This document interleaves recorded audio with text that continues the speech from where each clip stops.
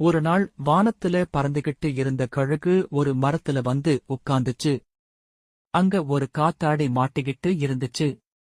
கழுக பார்த்ததும், உங்களுக்கு எதுக்கு இவ்வளவு பெரிய ரெக்கை இருக்குன்னு கேட்டுச்சு.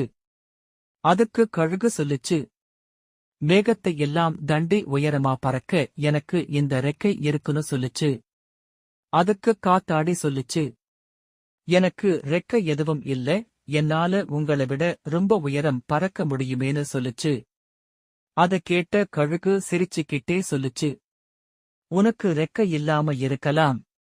நீ என்னை விட உயரமா பறக்கலாம்.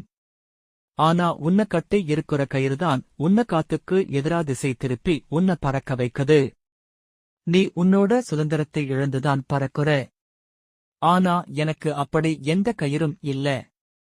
நான் எப்போதும் சுதந்திரமா வானத்துல